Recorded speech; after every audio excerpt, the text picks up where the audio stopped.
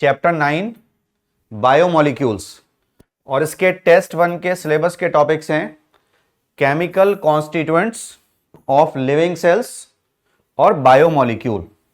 सबसे पहले बायोमोलिक्यूल की बात करते हैं। बायोमोलिक्यूल कॉम्प्लेक्स लाइफलेस सब्सटेंसेस हैं। ये कॉम्प्लेक्स लाइफलेस सब्सटेंसेस हैं। लाइफलेस का मीनिंग इनमें लाइफ नहीं है, बट ये लाइफ का बेस फॉर्म करते हैं। They form the basis of life. इसका मीनिंग ये होता है कि हमको लगातार ये हमारी डाइट में चाहिए। हमारी बॉडी इनसे बनी हुई है, एक बार हम इनसे बन गए, बट अगेन ग्रोथ और बॉडी की मेंटेनेंस के लिए कंटिन्यूअसली हमको बायोमोलिक्यूल्स चाहिए। तो हम जो भी डाइट लेते हैं, ब्रेकफास्ट, लंच और डिनर, उसमें जो सोर्सेज हैं वो बायोमोलिक्यूल के हैं। All carbon compounds that we get from living tissue, ये कहलाते हैं बायोमोलिक्यूल्स। बट लिविंग ऑर्गेनिज्म में कुछ इनऑर्गेनिक एलिमेंट्स भी होते हैं, ठीक है, और कुछ और कंपाउंड्स भी होते हैं। तो केमिकल कॉम्पोजिशन अगर लिविंग टिश्यू की एनालाइज करनी है तो हम क्या करते हैं, लिविंग टिश्यू लिया और इसको ट्राइक्लोरो एसिटिक एसिड में ग्राइंड कर लिया, ठीक है, तो हमको मिल जाती है एक थिक स्लरी। फिर उसको फिल्टर कर लेते हैं चीज क्लॉथ से। तो जो हमको फिल्ट्रेट मिलेगा नीचे की तरफ वो कहलाता है एसिड सॉल्युबल पूल। और एसिड सॉल्युबल पूल में हमको मिलते हैं बायो माइक्रोमोलिक्यूल्स। बायो माइक्रोमोलिक्यूल्स वो होते हैं जिनका मॉलिक्यूलर वेट 1000 डाल्टन से कम होता है, ठीक है, लाइक अमीनो एसिड्स, शुगर्स और न्यूक्लियोटाइड्स। और जो ऊपर रह गया रिटेंटेट कहलाता है, वो एसिड इनसॉल्युबल पूल भी इसको कहते हैं। और इसमें हमको मिलते हैं बायो मैक्रोमोलिक्यूल्स जिनका मॉलिक्यूलर वेट 10,000 डाल्टन से ज्यादा होता है, ठीक है। रिटेंटेट में हमको मिलते हैं पॉलीसेक्राइड्स, न्यूक्लिक एसिड्स, प्रोटीन्स, ये सब बायो मैक्रोमोलिक्यूल्स हैं। बट रिटेंटेट में हमको लिपिड्स भी मिल जाते हैं, ठीक है, ये भी एसिड इनसॉल्युबल पूल का पार्ट है, बट ये एक्चुअली बायो माइक्रोमोलिक्यूल हैं। इनका मॉलिक्यूलर वेट ये 800 डाल्टन के आसपास होता है। बट ये रिटेंटेट में मिले क्यों? बिकॉज लिपिड्स तो सेल के अंदर भी हैं और सेल मेम्ब्रेन का भी पार्ट है। हम जानते हैं कि cell membrane bilayer of lipid की बनी हुई है ना। तो जब हम ग्राइंड कर रहे थे टिश्यू को तो यहां मेम्ब्रेन की फ्रेगमेंट्स हो गई और वो फिल्टर नहीं हो पाई, तो इसलिए लिपिड हमको मिल जाते हैं रिटेंटेट में। Lipids are not strictly biomacromolecule. Molecular weight does not exceed 800 dalton. Next is metabolites. हम सेल में या लिविंग टिश्यू में देखते हैं तो कुछ ऐसे कंपाउंड्स हैं जो हमारी फिजियोलॉजी में डायरेक्टली पार्टिसिपेट करते हैं functionally. They are called primary metabolites.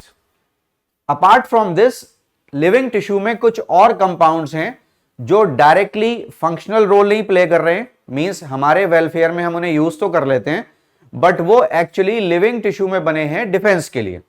Just like हम बोलते हैं कि प्लांट्स के अंदर जो केमिकल्स हैं वो प्लांट ने क्यों बनाए, तो प्लांट ने अपनी डिफेंस के लिए बनाए। And these are called secondary metabolites. Main difference, primary metabolites के आइडेंटिफाइबल फंक्शन होते हैं, but secondary metabolite not involve in primary metabolism. Second, primary metabolites का जो रोल है ये फिजियोलॉजिकल प्रोसेसेस में है, बट सेकेंडरी मेटाबोलाइट्स का no direct function in growth and development. For example sugar, amino acid और लिपिड, ये सब प्राइमरी मेटाबोलाइट्स हैं। और सेकेंडरी मेटाबोलाइट्स ह्यूमन वेलफेयर में यूज होते हैं, like rubber, drugs, spices and pigments. और इकोलॉजिकल इंपॉर्टेंस भी है, फॉर एग्जाम्पल फ्लेविनॉइड्स और एंटीबायोटिक्स की। और एंटीबायोटिक्स तो हम जान सकते हैं कि we can not think of a world without antibiotic. हम ऐसी दुनिया के बारे में नहीं सोच सकते जहां एंटीबायोटिक ना हो, बिकॉज हमारा जो एनवायरमेंट है उसमें बहुत सारे पैथोजेंस हैं जो हमको हार्म करते हैं। अब कुछ इंपॉर्टेंट सेकेंडरी मेटाबोलाइट्स को देख लेते हैं। सबसे पहले पिगमेंट्स में आते हैं कैरोटिनॉइड्स, एंथोसाइनिन।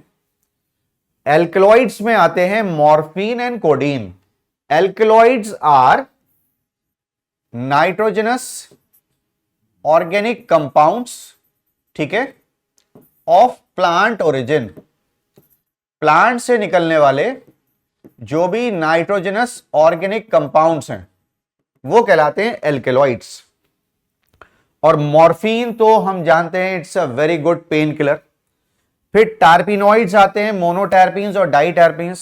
एसेंशियल ऑयल में लेमन ग्रास ऑयल, टॉक्सिन्स में एब्रिन और राइसिन, और लैक्टिन में कॉन्कैनावेलिन ए, ड्रग्स में विनब्लास्टिन, ये हमको मिलता है विनका रोजिया से, प्लांट का नाम है विनका रोजिया, सदाबहार जिसको बोलते हैं, ठीक है, और ये एंटी कैंसर सब्सटेंस है।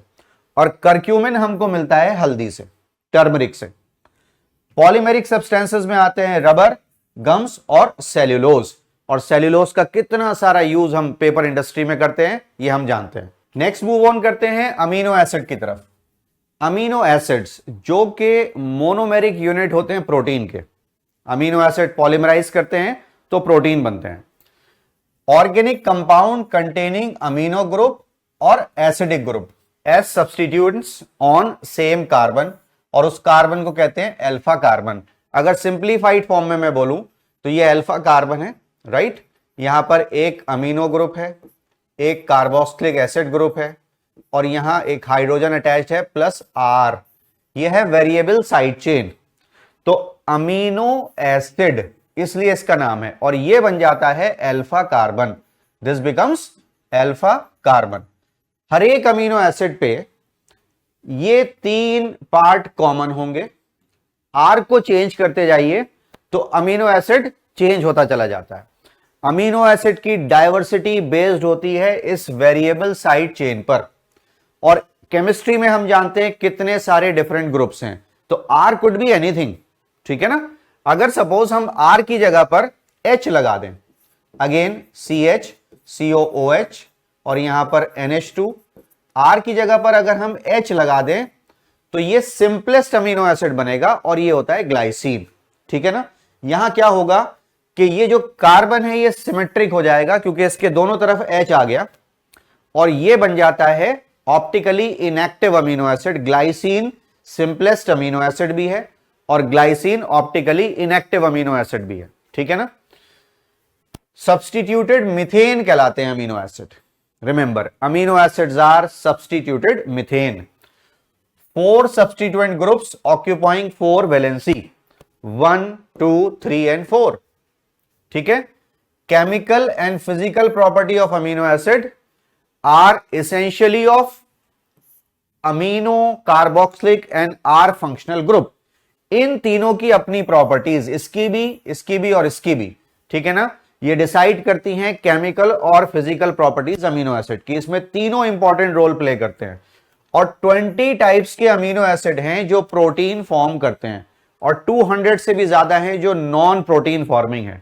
फिर से यहां पर देखिए, ये रहा अल्फा कार्बन, इस पर हाइड्रोजन अटैच्ड है, अमीनो ग्रुप अटैच्ड है, कार्बोक्सिलिक एसिड ग्रुप अटैच्ड है, और ये आर रहा वेरिएबल ग्रुप। जैसे मैंने आपको बताया, आर को अगर रिप्लेस कर देंगे हाइड्रोजन से तो बनेगा glycine, the simplest amino acid. R की जगह पर CH3 आया तो एलेनिन बनेगा, और आर की जगह पर CH2OH आया तो बनेगा सीरीन। अमीनो एसिड अगर हम न्यूट्रल पीएच में लेते हैं तो इसके पास इक्वल नंबर ऑफ पॉजिटिव और नेगेटिव चार्जेस होते हैं। ऐसे कंपाउंड को बोला जाता है dipolar ion, it is called dipolar ion, या फिर बाईपोलर आयन, बाईपोलर आयन भी इसको हम बोल सकते हैं। और the best name is zwitter ion.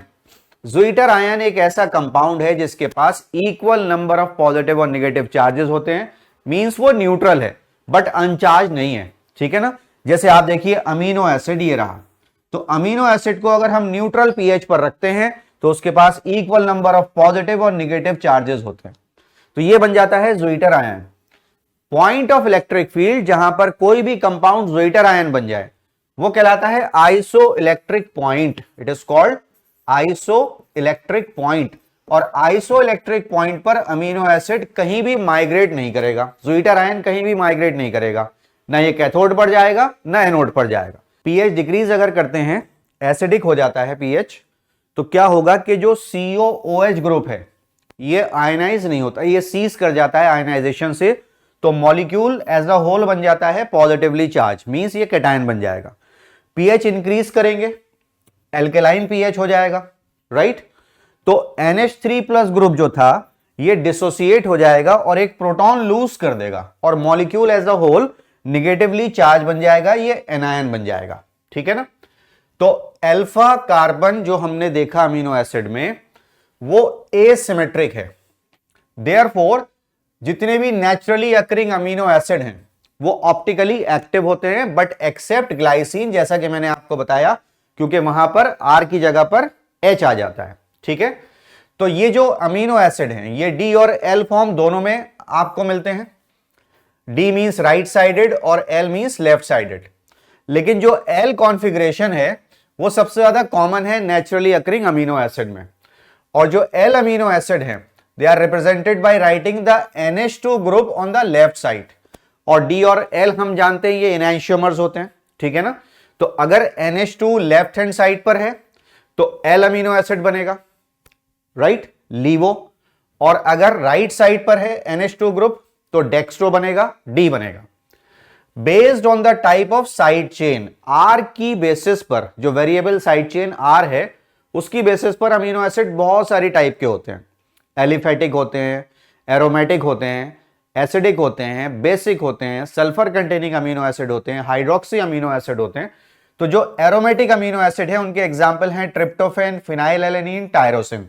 Acidic में आते हैं एस्पार्टिक एसिड और ग्लूटामिक एसिड। बेसिक में आते हैं आर्जिनिन, लाइसिन, इवन हिस्टिडीन भी हम इसमें काउंट करते हैं। और न्यूट्रल में आते हैं valine, right. Then based on their essentiality, जो अमीनो एसिड हमारी बॉडी में नहीं बनते, हमारी डाइट में होने चाहिए, they are called essential amino acid. और जो हमारी बॉडी में बनते हैं they are called non essential. Essential में आते हैं lysine, leucine, isoleucine, tryptophan etcetera. और नॉन एसेंशियल में आते हैं glycine, alanine, serine and proline. और जो फर्स्ट क्लास प्रोटीन होते हैं ये हमको एनिमल सोर्स से मिलते हैं, लाइक मिल्क, तो उनमें सारे एसेंशियल अमीनो एसिड होते हैं। और जो सेकेंड क्लास प्रोटीन होते हैं उनमें 1 या 2 और द अदर वो अमीनो एसिड एसेंशियल कम होता है, मोस्टली प्लांट सोर्स से आते हैं। तो कैरेक्टरिस्टिक्स देख लेते हैं अमीनो एसिड्स के। अमीनो एसिड्स ये कलरलेस होते हैं, क्रिस्टलाइन सॉलिड्स होते हैं, वाटर सॉल्युबल हैं और हाई बॉइलिंग और मेल्टिंग पॉइंट होता है इनका। ठीक है, they behave like salts rather than simple amines और कार्बोक्सिलिक एसिड। ये बिहेवियर किसकी वजह से है? Presence of both basic amino group and acidic carboxylic group in the same molecule. Now elemental analysis of living tissue.